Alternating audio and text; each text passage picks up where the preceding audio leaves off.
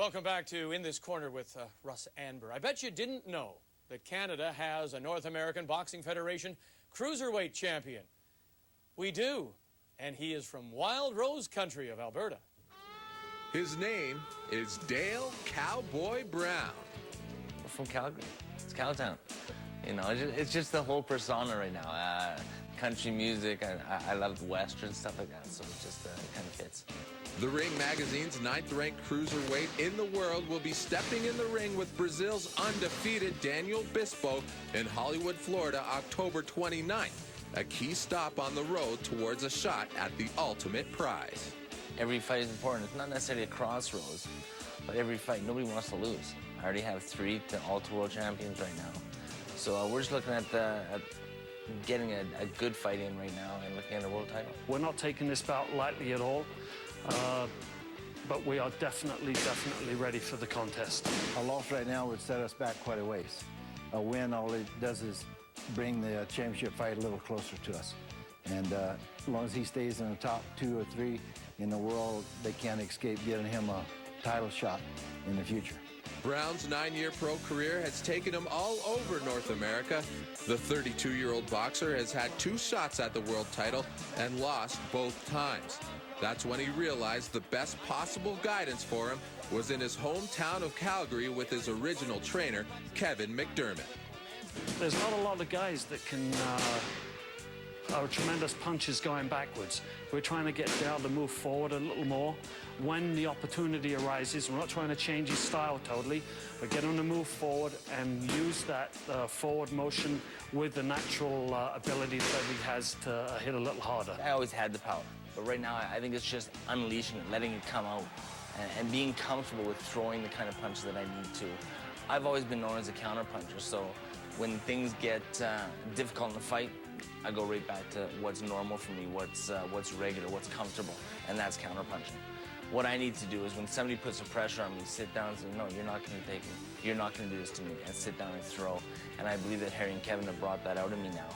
Going from the thin mountainous air of Calgary and into a sea-level belt like in Hollywood, Florida, actually should work in Brown's favor, as the heavier air could give him an edge in conditioning. For In This Corner with Russ Anber, I'm Jermaine Franklin. And Dale's fight in Florida, October 28th, which is a Thursday. I find it interesting. Here's a Canadian fighter who's gone home to train. He's not somewhere else. He's not elsewhere in the country or in the States. Yeah, no, he like the States home. is back there. Yeah, no, that's, yeah, right.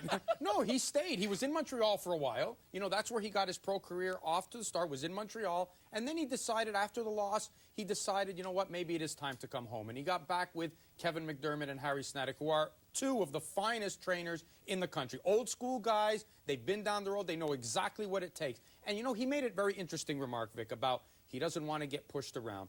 With all the skill a fighter can have in the world, eventually you meet the guy who is as good as you and better, because that, at the cream of the crop, they're all good. Everybody's good. And he's fought for 2 world titles and lost them both. Yes, he has. And both times, the grit may have been the thing that makes the difference. Because as good and as counterpuncher as you want to be, at some point, you've got to be in there. You've got to suck it up and fight. Yeah. It's okay. So he knows how to box. Oh, sure. But can he do it here? Well, that's the, you know, these are the transitions you make. He's never had to do that. He's always been a guy. I mean, I've had guys, Ron Donaldson fought him numerous times as an amateur. Ron Donaldson was a gold medalist at the Commonwealth Games. I mean, I've seen Dale his whole career, amateur and pro. When he turned pro, he was in Montreal. I got to see him evolve there as well.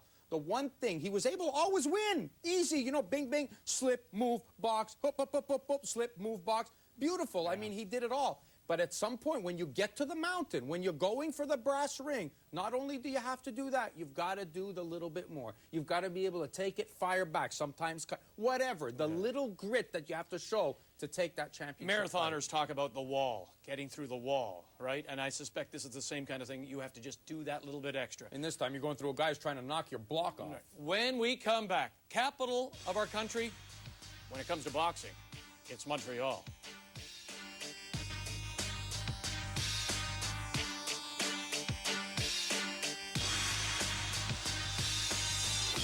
Of course, we followed the coach around a recent card in Montreal, and if there is a capital of boxing in our country right now, you'd have to say it is Montreal. When former world champion Eric Lucas stepped to the podium to announce that he and his company Interbox were going to hold a card at the Bell Centre, it said a lot about the sport of boxing in Montreal. The card, December 3rd, just one of about half dozen fight nights in the city between now and the end of the year. With no NHL hockey to hog the headlines, the sport of boxing is picking up the slack. This is make or break time for boxing in Quebec and as an extension Canada. Because as the fight game goes, people say it goes as the heavyweight division goes. In Canada, boxing goes as Quebec goes. We have a history of boxing in Montreal. And when you talk about Quebec, it is Montreal. And secondly, I believe that our amateur program is second to none. From amateur boxing to minor cards in small venues to major promotions in the city's biggest arena, Montreal is this country's boxing hotbed. The reasons? Name fighters, hardworking promoters, and passionate fans. Quebecers like to see a good whooping. They like to see blood, guts, and glory. You've seen a lot of that over the years. And let's face it, all of the great Canadian boxers, or at least most of them, have come from this province. There is a lot of good boxers. Young, talented boxers that are looking for a place to showcase their talent. There's also good veterans. Look, Eric Lucas was world champion a year and a half ago. Otis Grant made a comeback. Both of them are in the search for a world championship. Guys like Joachim Alcine is coming now. He will be a top 10 world rated in the next ranking. In the next rating, and also former amateur star that turned pro, and so they bring their family, their environment, their community with them, and that made for good shows. All the promoters are trying to develop their own group of good young boxers, which could create in the coming years, even months, boxing with a more local flavor, which will give our fighters a good opportunity as opposed to international boxing. So I think it can only be good for the sport. And Eric Lucas is one of the many success stories that make young boxers in Montreal aspire for success. Like the Jean Beliveaux of hockey, Lucas has brought young people to the sport of boxing and given them a goal. When you know that a lot of people can give you a chance to do something in your future, you feel more confident about. You can be more relaxed in the fact that you know if you perform as you can, and if you have a good result, you can have a good professional career. It's good to know that in Canada, and especially close to where I live, that there's opportunities for later when you have plans in the future to go pro and that. There's guys here that'll back you up and give you that opportunity. Yet before becoming a successful pro, everything must start with a solid foundation. The province of Quebec has been the leader in Canadian amateur boxing for a number of years, and that success begins with funding. The provincial government in our province now is giving a lot of money for the coaching. They gave 110 grand this year, and it's going up, so that helped. These last 5 years, Quebec has been the #1 province because the provincial government is helping the athletes, the trainers, and we have a Quebec Federation with Russ Anber as a president, and they work for the athletes. Coincidentally, it came with the fact that our own Russ Anber became president of the federation. He might be a really average boxing analyst, but he makes a really good president. Now, some suggest it's easier to get to the top than staying at the top. The city of Montreal plans to remain Canada's boxing leader, and to do so, it's looking to its future. Davey Hilton's in jail, Eric Lucas at a crossroads, Leonard Duran's at a crossroads, Otis Grant's battling father time. You know, the whole sport in this province is at a crossroads. There's going to be a changing of the guard. There's going to be a lot of young and up-and-comers that will have to fuel the sport now.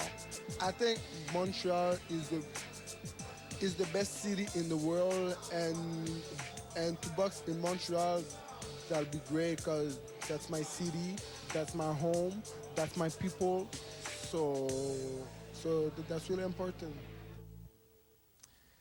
and asking Mr. Average. Yeah, Mr. Average. You know what? We'll be looking for a new technical director in the province of Quebec now. It comes down to support, and it really does. And obviously in Quebec, in Montreal, you get it at all levels. You get it funding, you get it support from television.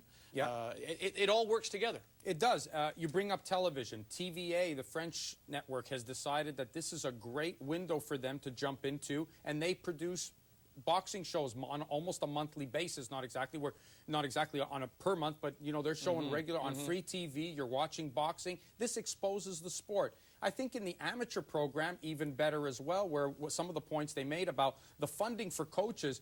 Let's face it. At the end of the day, if you take care of one athlete, you're only taking care of one athlete. You take care of the coaches, you're taking care of a number of athletes. And that's where we have had a chance to be successful in Quebec, is by having our coaches at the national championships. A lot of competition. We get them there, give them the experience they need. Gyms are busy. It's good. All right, well, let's take a break, because when we come back, we'll talk a little bit more about the Canadian scene, because that's the question on the inbox in this quarter with the coach, Russ Anber. From the inbox, Coach, what does Canada have to do to produce more world-class boxers? Well, it would seem quite obvious. You need support as they get in Montreal, because I tell you what, I grew up, Toronto is my home. And there was I know, feel sorry, but there was a time when Toronto had a boxing, it was a center. You had lots of fighters. I mean, you think Chevalo came out of here, Clyde Gray, you know, two well-known Canadian. That's all disappeared from Ontario. Yeah, sadly, you're right about that. In Montreal, like some of the people mentioned, Mario Latraverse mentioned, there's a great tradition of boxing in Montreal, going back to the 30s, maybe even go back to Yvon Durell and Archie Moore, Ray Leonard and Roberto Duran.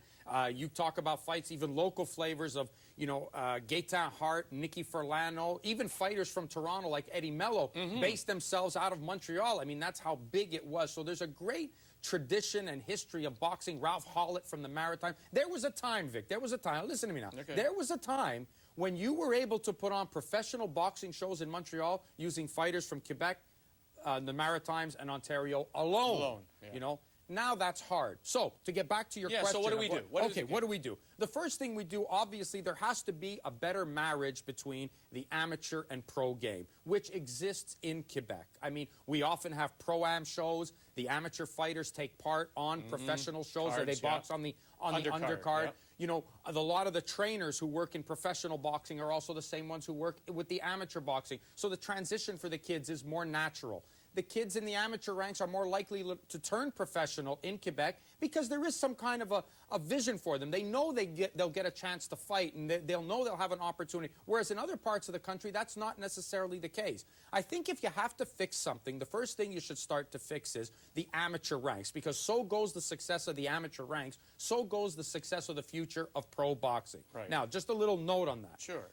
We have a carded athlete system in place for Canadian boxers, where we give them a monthly stipend to, you know, to aid in their training and when they travel and have to leave. And all right. What we have to do is make sure to send these guys to as many competitions as possible. We need to expose them on the world stage. Not easily said, but we have to take that money and fund it into those things, not just give it to the athletes, you know, to everybody the same, because if we're both on the team and we both collecting our stipend, regardless of our performance, we've signed on for a year, we get the same money. I could go 14-0 during the year, you can go 0 for 14, and we're getting the same money. So I think that's one place it has to change. How do you overcome, though, what boxing, the problems that boxing have? I remember Ontario having this problem. You'd show up with these boxing passports, supposedly recording every fight.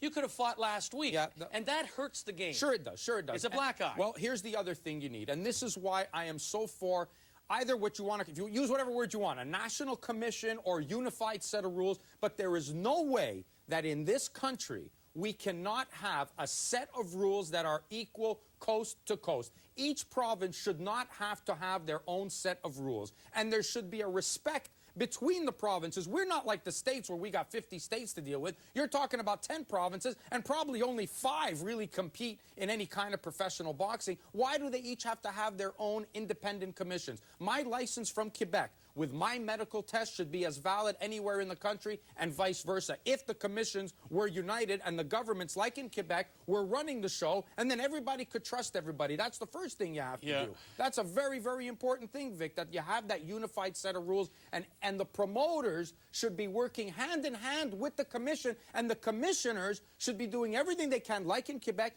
to see that boxing will succeed, to help you, not to hinder you, not to throw, you know, roadblocks up. That's right. Well, you know, it would be really nice. We're going to go, and we'll talk about this further, I'm sure. It would be really nice if that same thing applied as we do to minor hockey. All those kind of things with a CHA up there, all those rules that trickle down and affect minor hockey across our country, the same thing would happen with boxing. Yeah, we got to go here. Listen, I got to say something. Okay, There's the medicals that have to be taken into consideration. So it's not just a trickle down. You know, you have to have medicals. Same across the country. Same rules for all pro fighters. All right. Are you finished? I'm done. Okay. I want more, but go well, we got to go now. All right, listen. Just a reminder, next week, it's coming up to the 30th anniversary of, yes, Foreman and Ali. That's what we're going to talk about next week when we join you again. Yes, Vitaly Klitschko has signed on. He'll meet Danny Williams December 11th. We'll talk about it. We'll show you. It's all here in this corner with the coach, Russ Anber. Talk to you next week on Canada's Sports Leader, TSN.